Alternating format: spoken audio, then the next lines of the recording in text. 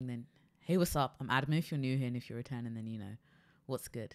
And today I want to talk about something regarding the whole BBL epidemic. There's been a lot of videos that have been circulating recently regarding what is seen as a potential increase in the number of people who are performing these surgeries, or at least the promotion of these surgeries on social media sites and stuff like that. And today I don't want to speak so much about the morality of, actually doing the surgery or even promoting it, or even any of the risks associated with it. I want to speak more on something that I've seen come out of a lot of the videos and the rhetoric surrounding BBLs. And that is this idea that the BBL is shortcutting the gym.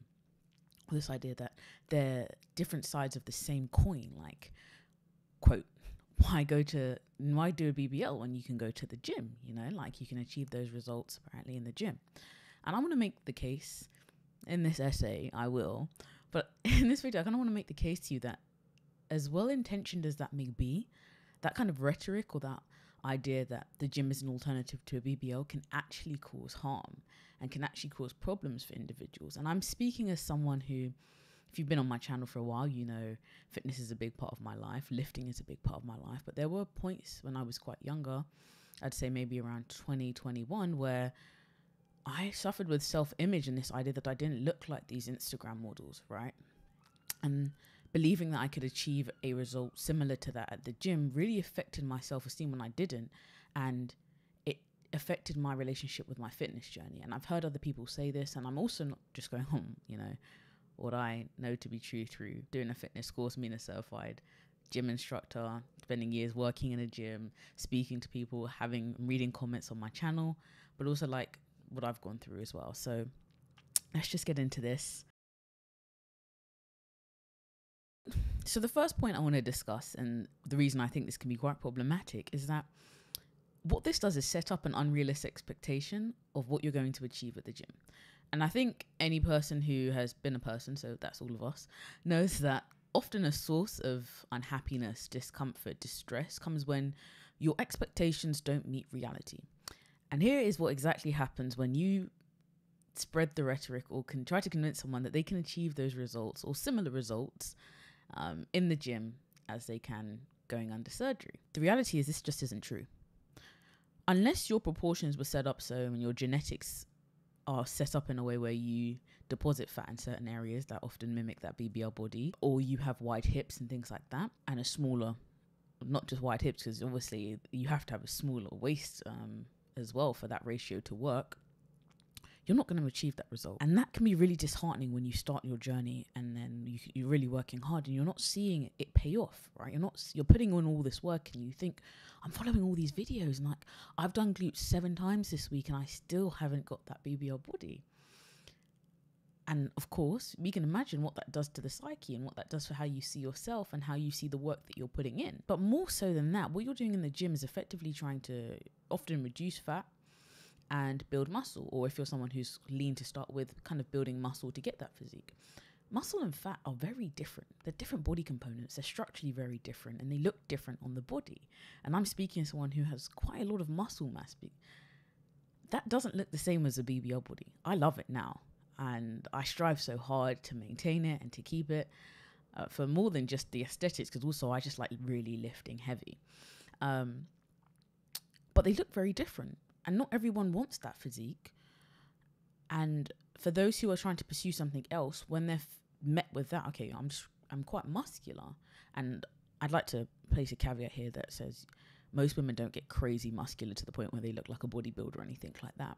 But if you just look, say, at my body from before I was lifting to after, you can see there's a lot more muscle around. My quads have grown quite a lot, right? My glutes have grown quite a lot, but my hips haven't grown crazily or anything like that.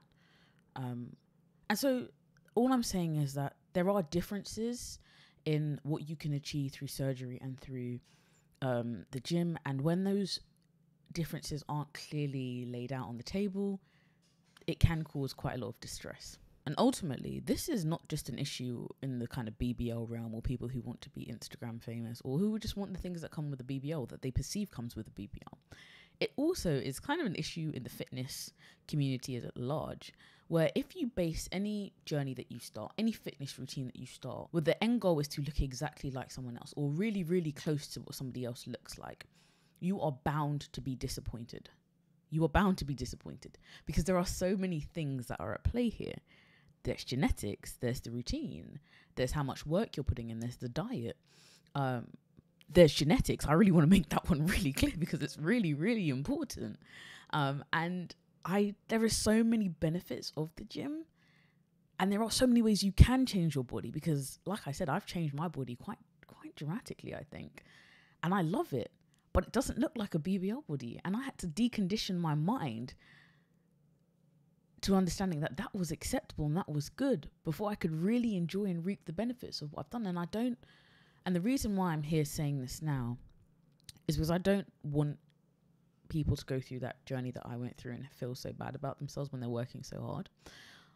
This is kind of a letter to a younger me and anyone who's like me, who is also feeling that way or also has felt that way. So I think I'll close off this section with that.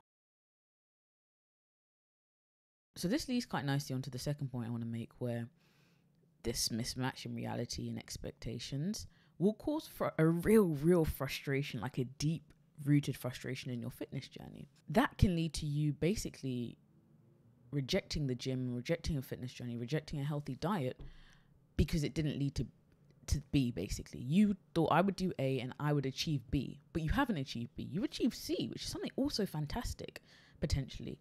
But it doesn't look like B, and you're really set on B. And so now you just throw the whole thing. You throw the whole towel in. And so now you've lost out on all the benefits of the gym.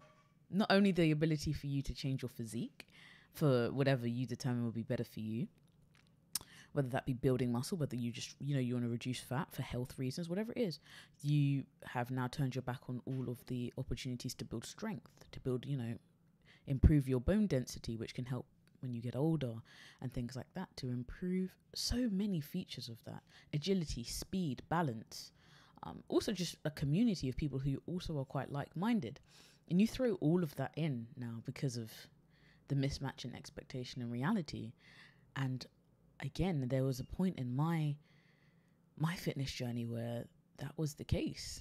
And I'm speaking because I hear people sometimes on my channel like leaving comments to do regards of like, how do I spot loose fat, or I'm really worried about becoming super muscular, or how do I grow hips? That was really problematic, like this hip dips thing and things like that, and this real desire to, which I get, don't get me wrong, I completely get because I've been there, but the gym can only do so much. And so like I said, people then just, because they didn't achieve that particular thing, they throw away the whole fitness journey, or they become really angry at themselves. And again, I don't think that is helpful. I think that is quite harmful. Let's move on to point 3. Point 3 I would like to make is that pursuing a BBL-like body in the gym can lead to very limiting fitness routines and fitness journeys. And again, speaking from someone who every day's leg day, bro, like we gonna get this every day, glutes, cause that's all you're interested in. And then suddenly you realize, damn, there's a whole half of my body I've been neglecting. Or, I haven't done any other things like worked on speed, balance, strength. Like I'm really just here, just trying to grow my ass. That is obviously problematic for a number of reasons. Again, when I was starting my fitness journey, and I see a lot of women talk about this, I've seen YouTube channels where the whole channel is like how to build glutes, how to make your glutes wider, I'm like, I get it. And I know why people are doing this. We can talk about that in the next point. But there's more to your body than just glutes. And I had to learn that again the hard way, where I got to a point where I was like, I'm really strong on my lower body, but my upper body doesn't match this. And that can be problematic in a number of ways. Also, why would you not want a strong, agile, flexible upper body to match your lower body, right? Why would you not want to engage in different types of sports and different types of fitness activities to improve overall health? But when your sole focus is to achieve a BBL body in the gym, you don't have time for that because you got to do legs every single day, apparently. Or, a million crunches and things like that people have been led to believe. But I don't put this all on the consumer, i.e. those of us who are trying to achieve these bodies and watching videos, but also on the producers.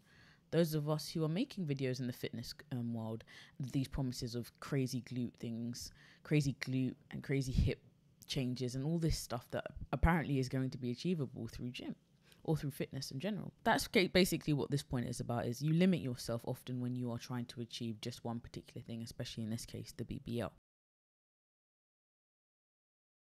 My final point I want to make, or just kind of discuss, is what I touched on before, which is this idea that it's kind of being fueled by the fitness industry at times as well.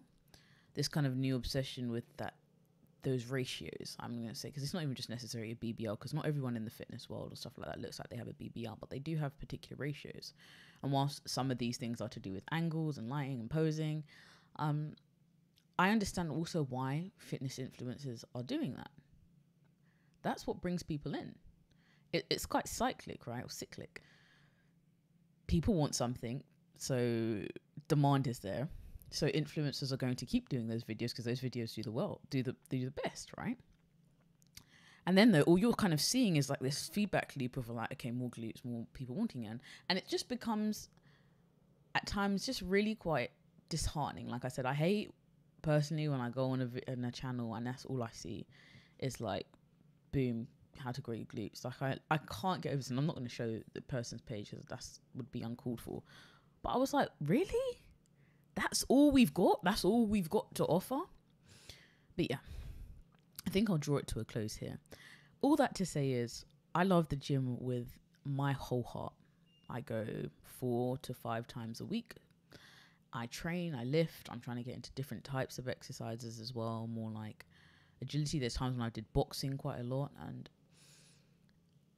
but it's not an alternative for a BBL. What it is a opportunity to really change your physique, because that is very much possible, to reduce the amount of body fat that you have if that's what you want, to build muscle, to have bigger glutes, which, is really important for not just aesthetics, but the glutes are like a major component of most movement that you do, especially like even just walking. You'll know that if you've ever done a really, really intense glute exercise and then tried to walk afterwards. But anyway, I'm digressing. It's about health. It's about so much more.